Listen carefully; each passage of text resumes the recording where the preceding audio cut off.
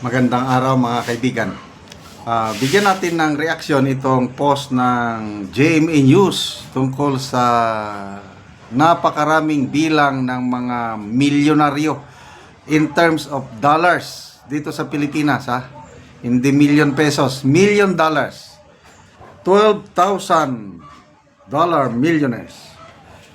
The number of millionaires in the Philippines has grown by 32% in the past decade, outpacing regional peers and major economies.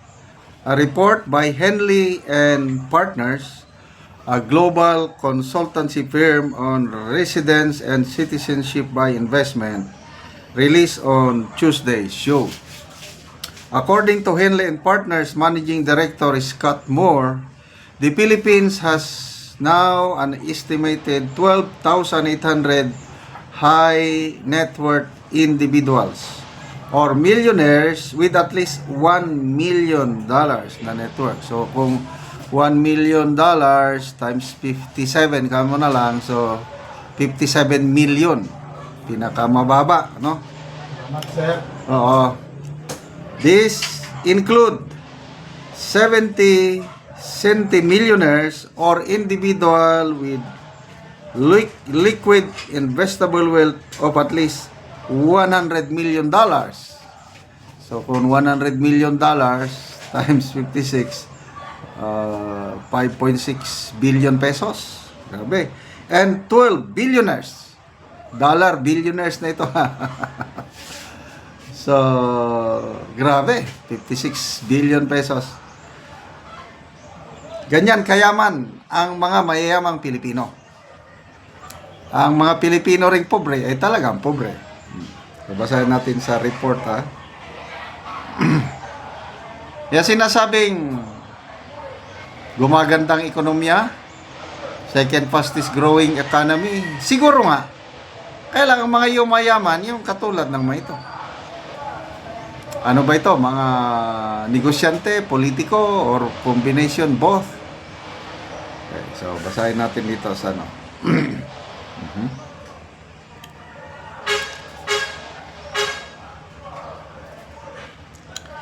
Okay, ito ang sabi ng Henley and ano.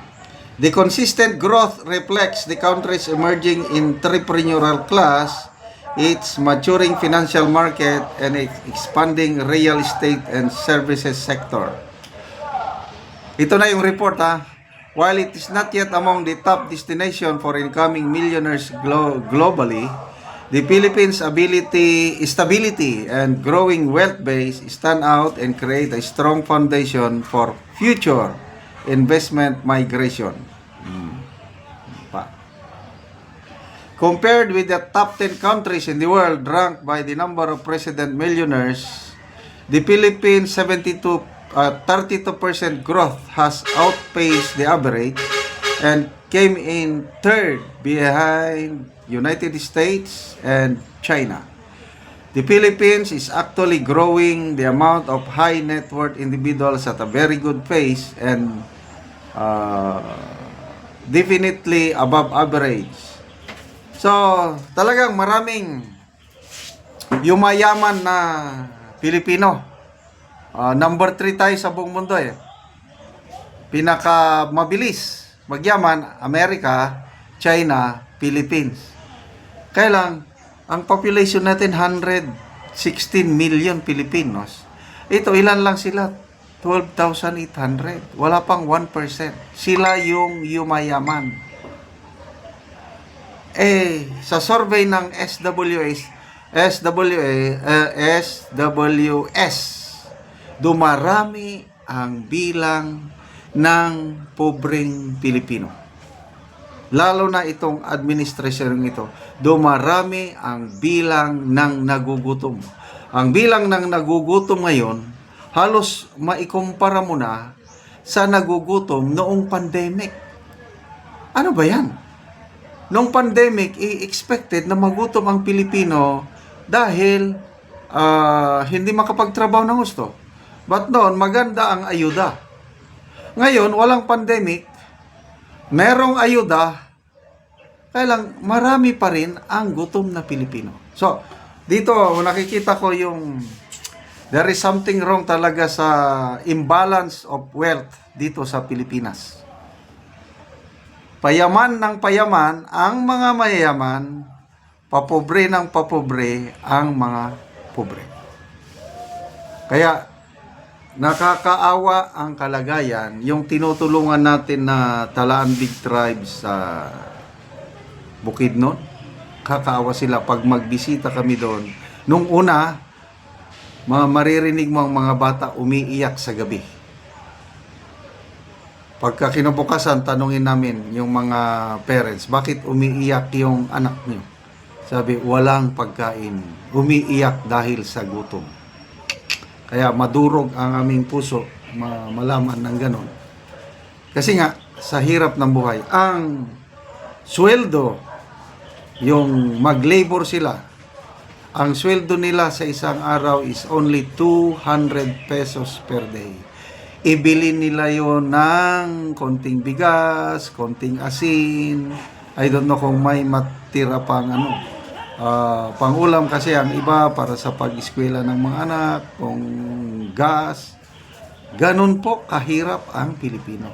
Lalo na ngayon, ito na, tumataas na naman ang presyo ng gasolina dahil sa giyera, lalong maghihirap ang Pilipino. So, tanong, I don't know kung gaano karami itong 12,800 na dollar millionaires, ilan bang politiko? Kasi ang nangyayari na sa atin, yung tinatawag na predatory governance, ang mga nasa poder, nasa gobyerno, mas gusto nila na maghirap ang taong bayan para palaging nakadepende sa kanila. Yun na yung ayuda. Kailangan daw natin ngayon ng ayuda. Kasi gusto nila magpabilin, sa Bisaya magpabilin. The poor will remain poor para itong mga ruling class, they will remain to rule over itong mga pobreng mga tao. Kaya halos hindi makaeskwela, kulang sa kaalaman, kaya pagdating sa botohan, yun, nabibili lang ang kanilang boto. Yun po ang nakakadismaya, masakit kalagayan ng ating bayang Pilipinas. Okay, salamat mga kaibigan sa inyong pagsubaybay sa ating channel. Nakakatulong kayo ng malaki sa tribong Talandig ng Bukidnon dahil ang income natin sa channel na ito is pantulong natin sa tribo. Namimigay tayo ngayon ng mga libreng yero at pako para makapagpatayo naman itong tribong ito ng mas maayos na tahanan. Panoorin ninyo ang video na ito. Karon mag-atok na gyud sa balay ni Ante. So lipay kayo ang nagtabang sa iyaha na makabalay na si Ante. Okay, balo si Ante, gitabangan ra siya.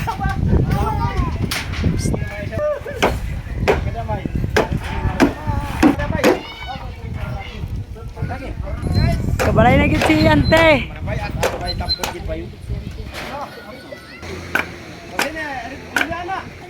Sandayungan nyo dak dia. Kali mo mani.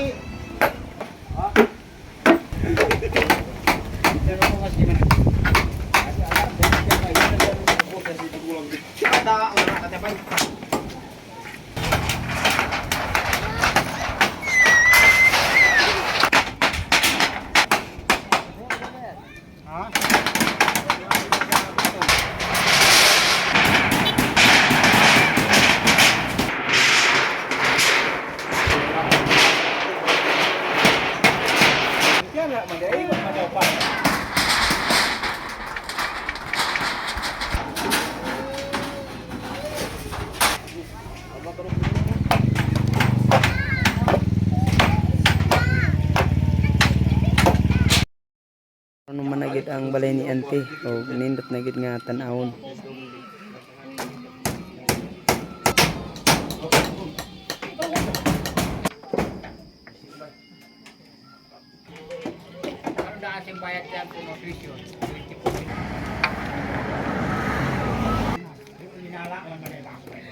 Right. Nursing.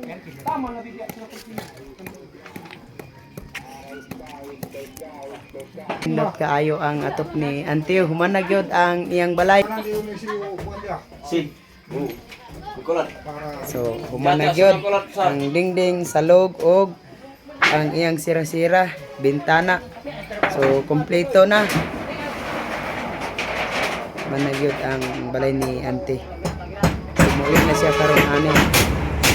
Og karon, human naman ang balay ni Auntie og muna ni ang among ihatag sa iyaha nga kompleto, kaldero, kalha, og kutsara, plato, og banig, habol, kompleto, og bugas, sudan.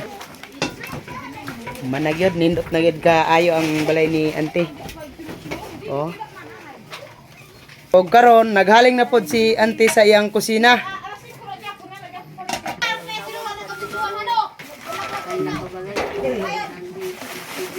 So bitan na ni Auntie ang gipanghatag sa iya ha. So mo na ni tanan, baso, kutsara, luwag, kaldero, kalha, bitsin, asin, og tinapa, bugas. Ang among nahatag ni Auntie kay naman naman siya sa iyang balay, so kompleto among gihatag, habol, banig. Nakatawag sa puwa. Oo. Sa naluyan ko. Pila na di Auntie mong edad Auntie? Tres adun man lang. 53 na ka. Oo, so si Auntie mo na ni siya gitabangan, 53 na ang iyang edad. So kompleto ang iyang gihatag ug nagpasalamat sa Ginoo. Salamat Auntie.